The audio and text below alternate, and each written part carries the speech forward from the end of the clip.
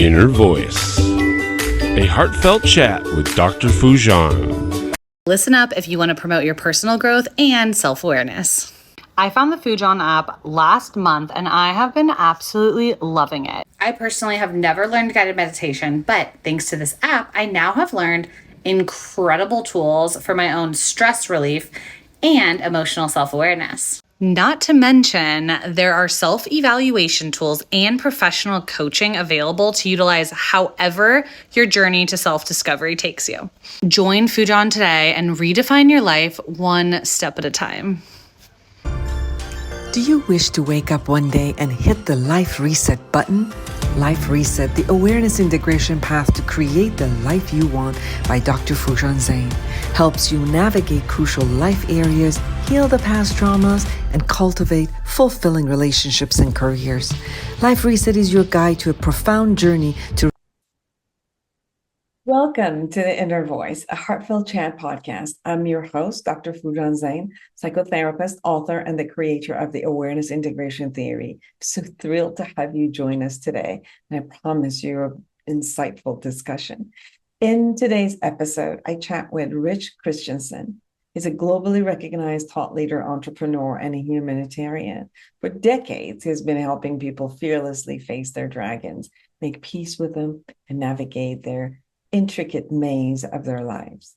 Rich has founded or co-founded 51 businesses, of which 16 have become multi-million-dollar successes. Each were capitalized with only $10,000 or less. He has done business in 14 countries.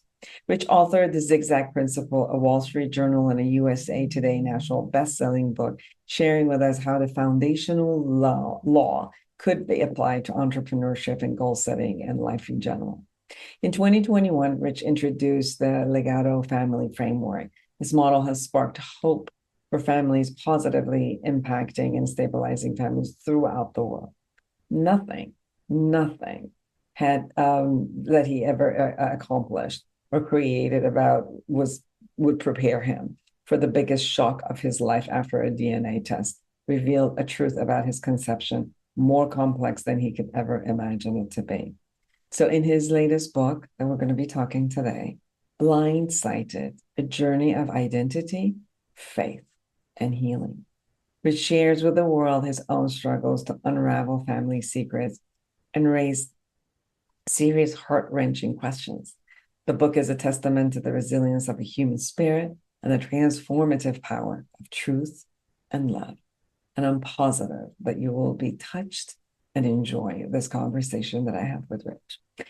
Now, be sure to subscribe to my podcast, my YouTube channel, and connect with me through my website, foojanzeine.com, or any of my social media platforms. Share your thought with me. I'd love to hear from you.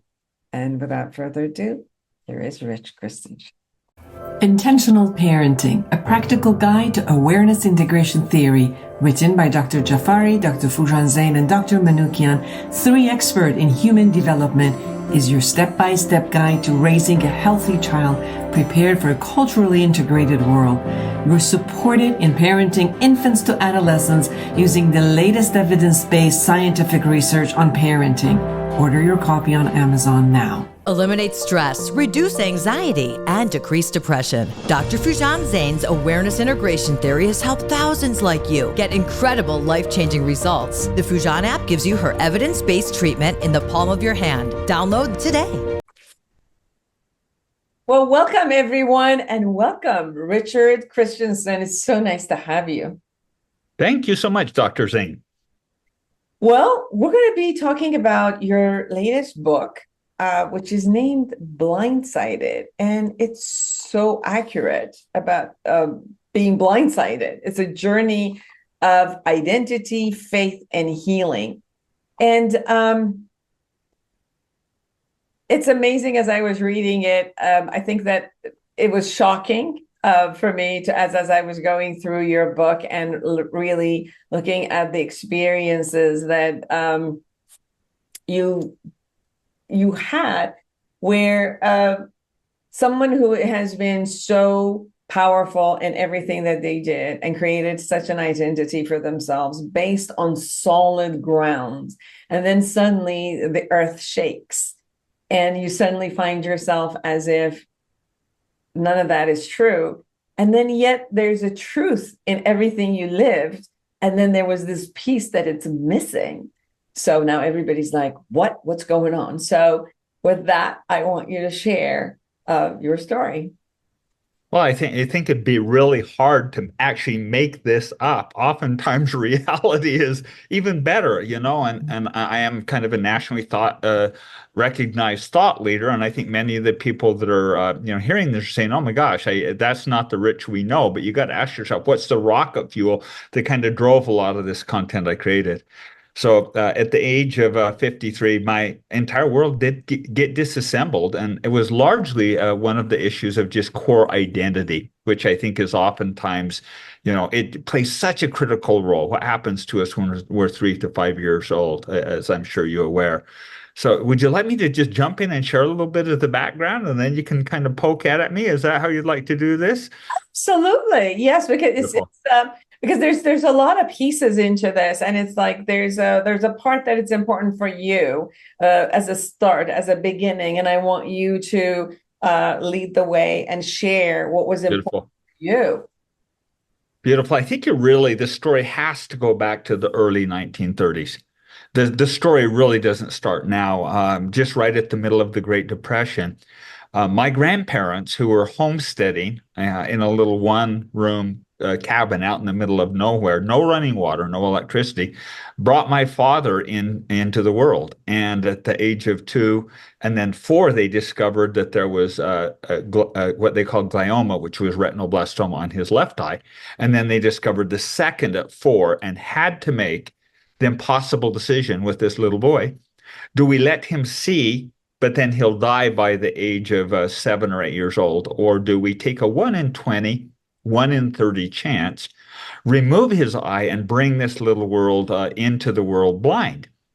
Keeping in mind at that point, there were no seeing-eye dogs, there were no cane, Braille had just become available, and the only prospects for a little blind boy was, number 1, work for the circus, number 2, to professionally beg, which there was actually schools teaching how to beg. Best case scenario, maybe work as a household cottage industry. And after incredible discord between my grandparents, my grandfather actually won the argument, and indeed they did let him live. Obviously, my father did survive, and this little blind boy remarkably had an eidetic memory, which means that you could recount a number. I mean, just 3,532. 30 years later, he could recall that. And so he was beyond brilliant and broke many of the impossible stereotypes for blind individuals. I was born and raised here in Utah. And in Utah, my father is literally a living legend. He is the legend of all legends because he went on to graduate law school, pass the bar exam, and completely freak all of the judges and other attorneys out, because he could recite a case law that he had heard 20 years ago that was obscure and use it to his advantage. So he ended up having the highest prosecution rate of any attorney in the state, longest elected public official, and just remarkable. I mean, I've associated with some pretty smart individuals, Dr. Zeine, but I've never had anyone even close to the brilliance of my father. So that was my father. It's so beautiful to have that person as your father, as a role model and all, and then find out that, yes, he is your father. However, he's not your biological father. Yeah, that came out. The other context was he married my mother. My mother was a beauty queen, 3 times marriage proposals, 15 years his junior. And so they got married. He was nearly 40. 2 years later, here I come. Here I was. My whole world was framed on being the oldest son of these remarkable parents, just revered, holding my father's hand and help guide him as he goes to give a speech, or driving him to the Utah Supreme Court, or this bells on my shoes as a child. My whole world was framed on this being my father. And then at the age of 53 years old, I indeed discovered through a very fun kind of, let's just take a DNA test by my younger brother, and jokingly, it was discovered that indeed my father wasn't my father. Indeed, my brothers that I was raised with were not my biological brothers. My one younger brother was, but the others were not my biological brothers. So at that point, my world was indeed completely disassembled. And are any of them from your father, or that your father and mother decided that they were not going to have a biological child, or that all three of you siblings are from different biological fathers? Yeah, great questions. Indeed, what happened is my mother had a blind grandfather, so blindness didn't bother her. As a matter of fact, she just wanted a really honorable, incredibly good man, which she got. And so they got engaged. And then shortly after they got engaged, they broke up. My mom said she'd only seen my father cry one time. If you were to look at Spock or Data on Star Trek, that was my father. There was no emotion, but boy, you better have your stuff lined up if you were going to negotiate with my father. So he cried, and then they broke up. And what ended up happening is they discovered that the retinoblastoma indeed was genetic. And so my father, actually, without consulting my mother, sterilized himself, and they broke up. And then magically they got back together. And what had happened is there was a doctor that had moved from Johns Hopkins Hospital out to University of Utah and was practicing some of the very, very early donor conception. And it was at the point where it was nefarious. It was considered illegal, keeping in mind my father's the county attorney. It was also excommunicatable in our religion, the members of the Church of Jesus Christ of Latter-day Saints or Mormons. And so pretty remarkable. Ended up, I was one of the first donor conceived children, at least in the Western United States, completely underground. To answer your question, indeed, my younger brother ended up having the same donor as I did, Brett, but the other two brothers did not. Other two brothers were other donors. So four brothers. My brother Brett is the same donor. Other two are not. And you said in your book that you also found something about your DNA, which was different. Yeah, well, growing up, I just kind of always knew something wasn't right. And as amazing as my childhood was, no matter what I did, I could not please my father. I was just this weird little kid that I had to chase a golf ball. I couldn't help but hustle. I had entrepreneurship in my bones. I mean, everyone says, "Oh, when did you start your first business?" I was like, I can't remember. I've now founded or co-founded 52 businesses, 19 failures, 16 multi-million-dollar wins. And I started hustling when I was 6 years old. It drove my father crazy. I was selling seeds. I was melting candles. I was mowing lawns. I was digging night crawlers. I was always hustling. And he just was always frustrated by that. So I went to my mom when I was 12 years old and said, Mom, something's off here in this little town. It's like, I'm weird. Am I adopted or something? I don't think I belong. And Mama says, no, you're my child. And that was indeed part of the truth. So I always kind of knew something was a little bit off, but it wasn't actually until this DNA test reveal came out that I actually knew the full magnitude and scope of what had happened, which was indeed my biological father ended up being the first abortion doctor and the first doctor pioneering much of the health care of women, all the way from birth control to just general maternal health here in the Mountain West region. So it turns out that I look exactly like my biological father. I behave exactly like him.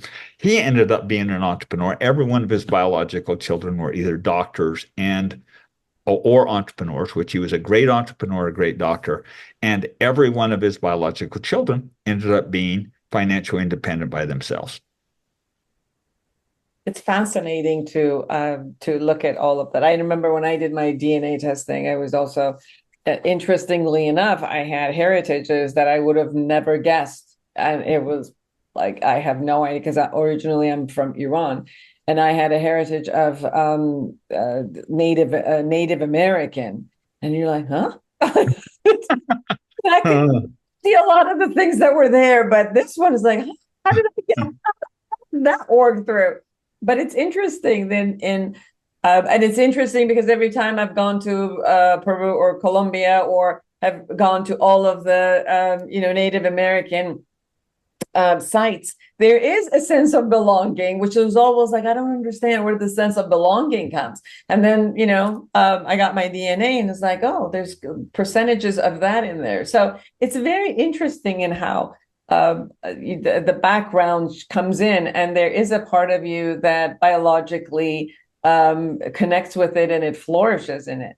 So you talk about also the tremendous amount of emotions that had to go through for you, looking at something changed, someone who you knew, the identity of you, your mother, your father, all of it was part of who you were. And then suddenly finding out that that's not who they are. And then having to put this in place where they are your parents, regardless of the biological. And then yet this new information shows up, which you have to deal with it. How was all of that for you? Well, it was a roller coaster. And initially, I couldn't even talk about it. It took me a year or two of actually just to even try getting my feet underneath me. And although the book has, one of the things I'm proudest about Blindsighted is I took the time to really, really get it back to the center. So many of these sensational books, and I won't list them because I don't want to offend the authors, but they vomit, they throw up all over the floor, then leave someone else to clean up their mess. And I didn't do that. I got back to the center, but don't think I didn't have the emotions. All the way from raging, red hot anger of feeling defied by my parents, the ultimate kind of lie frustration, to weepy and victimhood. Donor conception is one of the highest groups of suicide category that there is, because it's the only group that the interest of the parents are represented before the children. And so many of the challenges that I'd kind of, you got to ask yourself, how does someone create 51 businesses? I mean, there's a few daddy issues in there, I have to tell you, to earn that much love. And so all of a sudden, everything made sense. There was huge relief, huge tenderness. And I want to be really clear on this. I don't consider myself a victim, quite the opposite. I consider myself the luckiest guy on the earth. But I had to expand the platform. I had to face these challenging emotion spheres with reality, or they would have gobbled me up and spit me out. And so there was a huge range of emotions that it kind of took to work from the very start. And it's not only for you, but because you found out now the cat was out of the bag for everybody, all the brothers, right? Yeah, and we agreed right up front. This thing kind of went down. That was actually a very interesting experience too, because our mother had died young of breast cancer, so we couldn't go to her and ask what was going on. This all kind of erupted. My youngest brother had a big DNA reveal party on his 43rd birthday. We had always kind of jokingly prodded him that he looked different. He was this gorgeous, handsome man, really kind of deliberate, and didn't have the zippy temperament of me and my other three brothers. And so we'd always jokingly prodded him, which I feel really bad about now. So he was going to set the record straight, and on that birthday, he opened up the letter and discovered that half of his heritage was Jewish, and it's all Danish. So it's like, at first we thought, well, that's a cracker jack box solution. Sure, you pay $55 and that's what you get. And then a geneticist came up to us, no. One by one, as we took the test, we realized that we weren't. But then we still had to confirm it. So do you go to your 93-year-old father and say, hey, Dad, was Mom getting some on the side? Or what's going on here? It was a very tricky conversation to have. But indeed, as we dug deeper and deeper into it, and then, Dad did, when we approached him finally, he said, yeah, that, you caught us. You caught us. It was going to be the first order of business in the next life. And I'll talk about this only once, and then we'll never speak it ever again. And indeed, he held true to that. So that alone evicted a lot of emotions, because there's obviously a lot of questions following. But quite the experience, to say the least. What was the need? Because I work a lot with even adopted children who they love their life, they love their parents. But when they know that they're adopted, whether they knew from the beginning they were adopted, or they found out that they were adopted, or being conceived with a donor, that this urge comes of really, really finding their biological parent, and there's always an urge. And there's always these kind of expectations and then an anxiety, not knowing who the person is. Are they going to be proud or not proud? And if they are proud, then they, sometimes have it like, well, why didn't I, why, how come I wasn't part of that family then? And if they weren't proud, then there's this kind of like shame holds, within them, and they want to push it away. There is such a tremendous amount of reality shift and paradigm shift that happens with all of this. How was that for you? Yeah, very well stated and said. One of the biggest challenges I had was even finding the words. And I have to admit, I finally sought out very, very carefully. I actually went through 5 therapists, carefully interviewing until I found one of the very best on donor conception that helped me frame the words. Because people come up and they give you all these trite, silly answers that just fuel actually the internal rage. And it doesn't take away the fact, the most beautiful part of my life. And think of how much my parents love me. I mean, they broke every rule there was in the book, in our culture, in our law, you name it. My biological father would have been financially responsible for me. My mom was the biggest rule follower that this earth has ever created. And she broke a law that would even thrown her out of the religion. So it doesn't take away from that. But it does. Fundamentally, at the very core, you want to know your epigenetics. You want to know where you came from and the roots of it. And so at the same time, when I discovered this, I felt, it was just a messy range of emotions, but I finally understood why it didn't fit and what was wrong. So that was very relieving. But then going forward, it was like, oh my gosh, what actually am I? So I had to completely deconstruct my entire identity. I actually sold all my companies. I went very, very private. Actually, we even moved our home so that I could have this safe space to actually figure out what I really was and who I really was under a new construction rather than the old frames that I had artificially built my life upon. So who are you now? I'm a Mormon mystic monk. That's what I am. I think that a lot broader in perspective through this. And Parker Palmer was one of the authors that really deeply sang to me. And he talked about facing your fears fierce with reality and having the courage to move towards the things that scare us the most. And indeed, that's how I handled it. My brothers and I, as we came into this, we all agreed we'd handle it in our own way.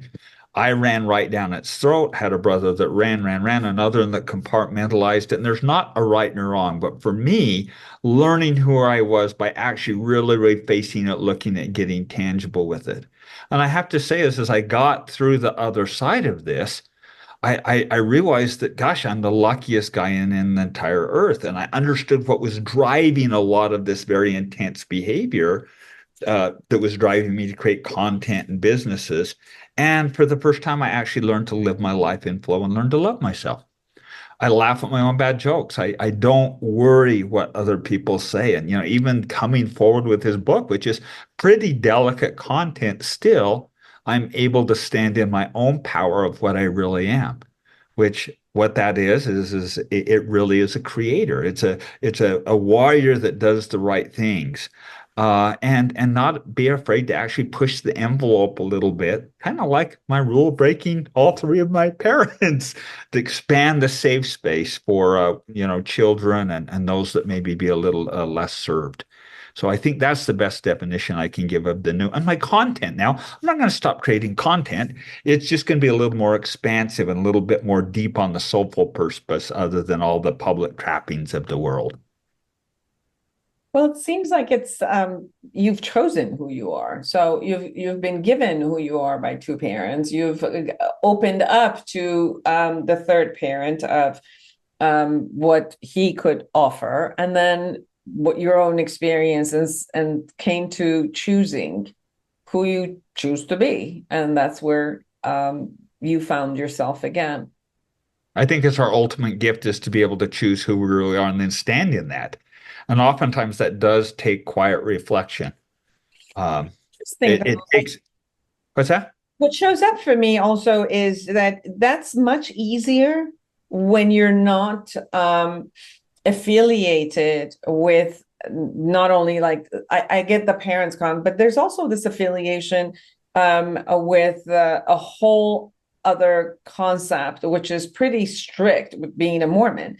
And it's interesting that and it's a religion that has a lot of boundaries around it, strict boundaries around it. How was it for you and people around you to have this new identity, these conversations, all of this come up and yet get passed through, handled and healed within that, within the construct of your religion?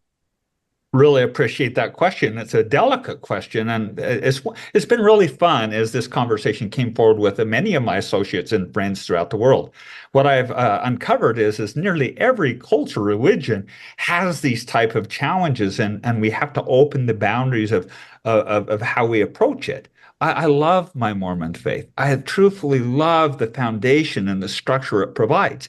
However, I have no tolerance at this point, whether it's your religion, my religion, or any institution that uses guilt and shame and imposes and constrains and restricts souls and development. And I think coming at things with a lot more love, graciousness, and kindness, and understanding the progression of life. I've been reading a lot of Richard Rohr lately, particularly Falling Upward, and he articulates this beautifully of that second stage of life.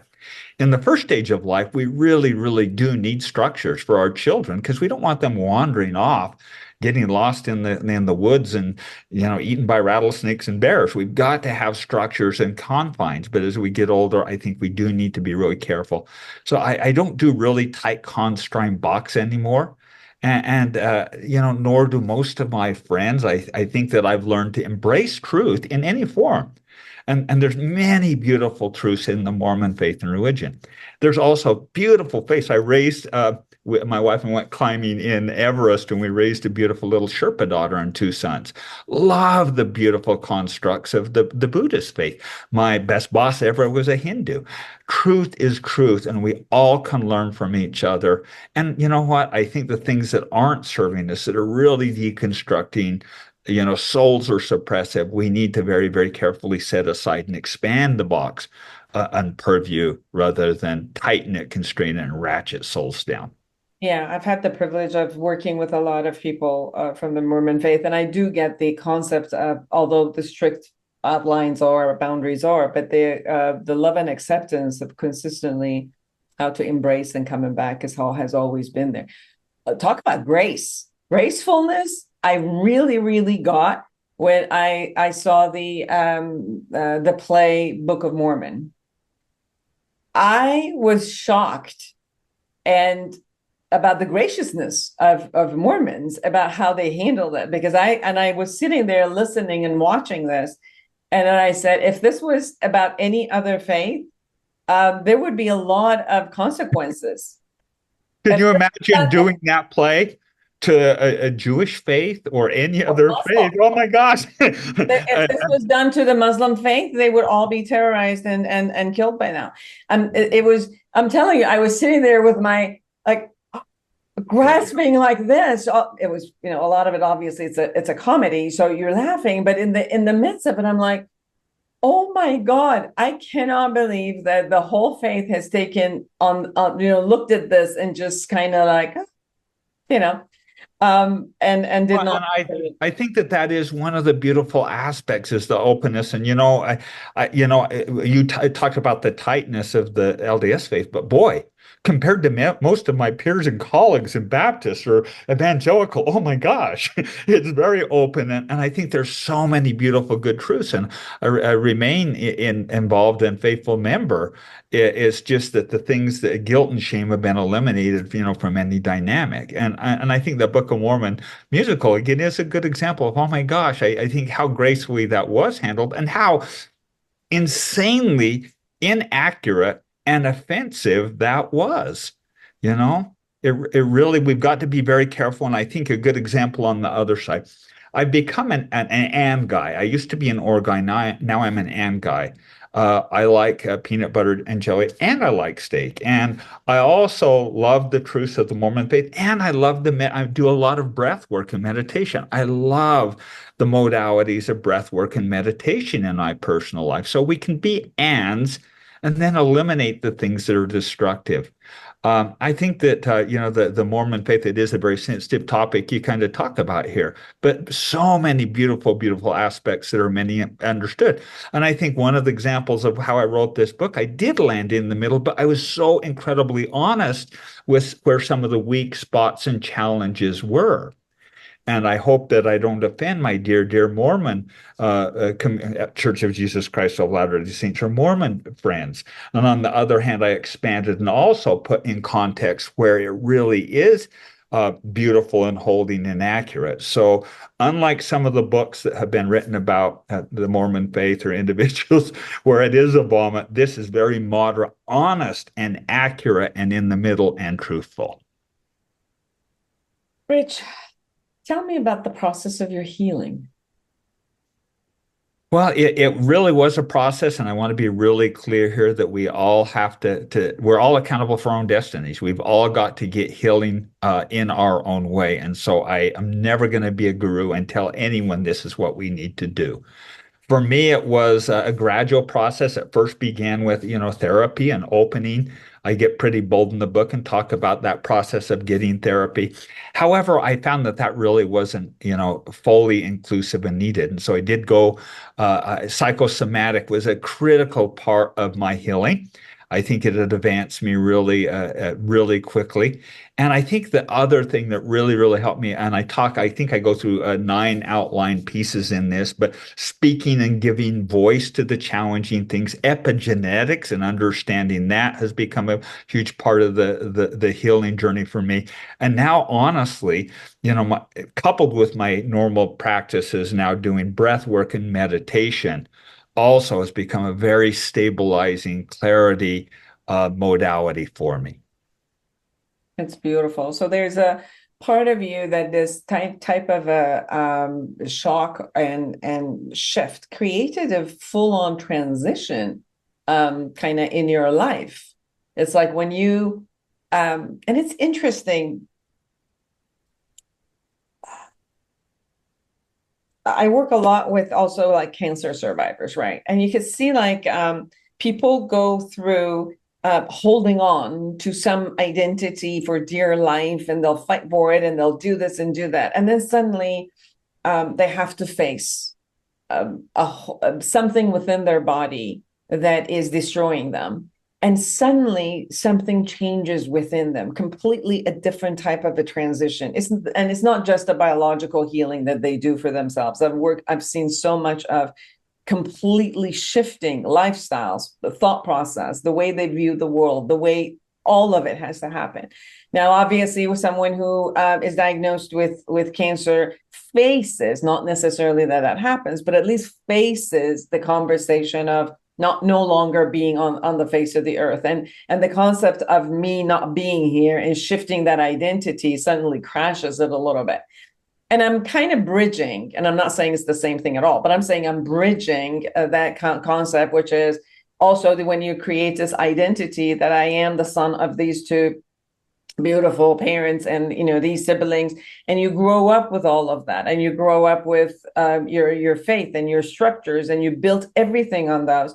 And even if there are areas that we're like, I belong here, oh, how come I'm different, you kind of push those around. Okay, I'm just a little bit different, that's fine.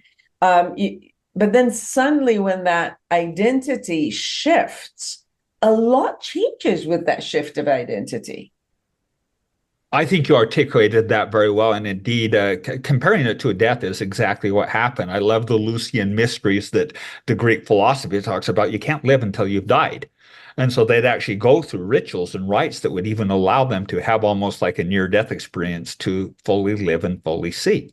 And indeed, I found that to be true. And as I deconstructed this beautiful life, it became additive, not subtractive. As a matter of fact, I consider and very boldly say I have 3 strands of DNA, not just 2. And the expansive part of that of dying, because I think what you're really talking, I refer it to the ego, the ego versus the soul and that tug of war that occurs. And most people, particularly in Western cultures, the ego always wins. But what I've learned is to soul and ego dance together. A lot of, like the new foo-foo stuff, which I love. I'm kind of foo-foo now myself, to be honest with you.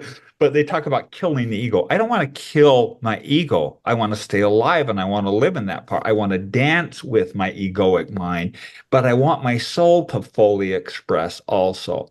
And we can't let the soul fully express when we're stomping around in the woods noisily. We've got to give it quiet, contemplative, very, very tender time, allow it to actually step forward, and then very calmly calm our ego down so that the two can dance together. And I think that's been the most remarkable thing that's happened is, indeed, I went through a death, a full-out death, and came out on the, at least in the egoic death, came out on the other side a completely different person. And the people that know me and see this, it's like, hey, I'm just still the same old Rich. I'm still going to come out with all these super cool like frameworks and structures and content. But now I understand why I'm doing it. I'm doing it not to earn love. I'm doing it to actually spread goodness and to have impact on legacy and humanity. So it's just a completely different thing. I used to always say, yeah, I've always done the right thing. For the most part, I've done the right thing. But am I doing the right thing for the right reason?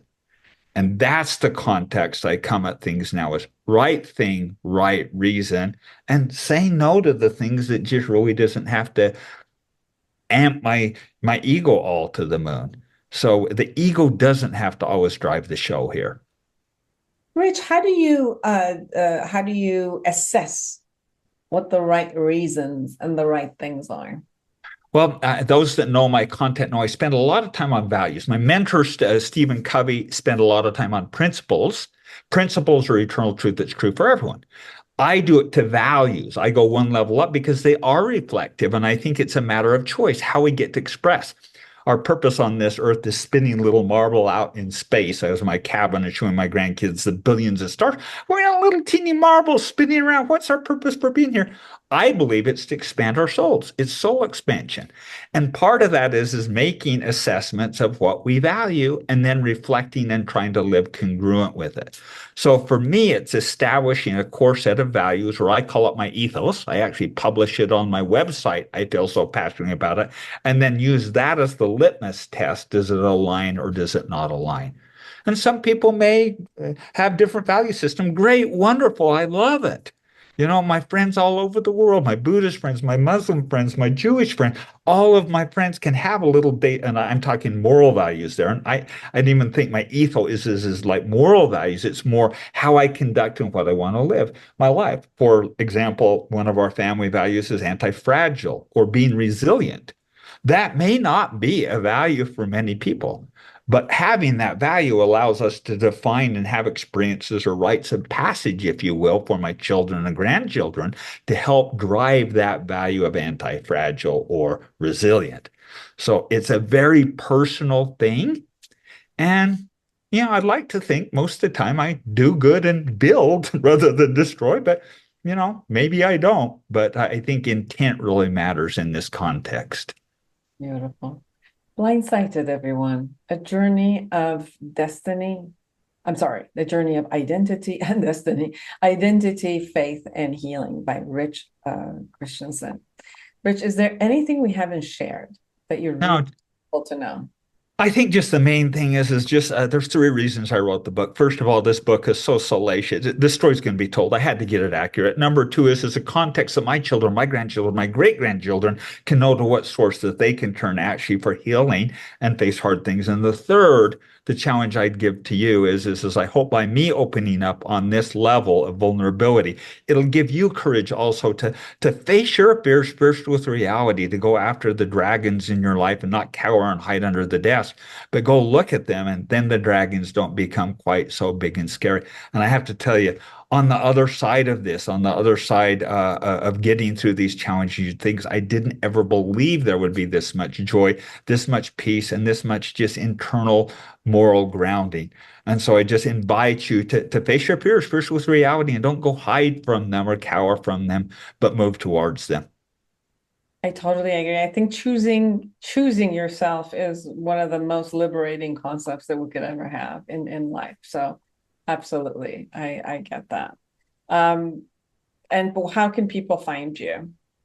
I'm pretty easy to find these days. I'm out of hiding. So you can get the book on most of the platforms or Audible. But my central location is richchristiansen.com. That's R-I-C-H Christiansen, CHRISTIANSEN.com. Or just Google me and you'll get there. And I do have a lot of content on frameworks and structures, most of it for free, and invite you to come and find me. Beautiful. Thank you so much for taking the time to be with us. Thank you so much, Dr. Zeine. We really appreciate it. And for all of you who are out there, create an amazing life for yourself and everyone around you. And until next week, bye-bye. Are you a psychotherapist looking to enhance your practice? The Awareness Integration Therapy developed by Dr. Foojan Zeine is a comprehensive guide to the principle and techniques of this powerful therapeutic approach. Join the growing community who have elevated their practice and expanded their skills by embracing awareness integration therapy and witnessing its life-changing impact. Order your copy on Amazon now.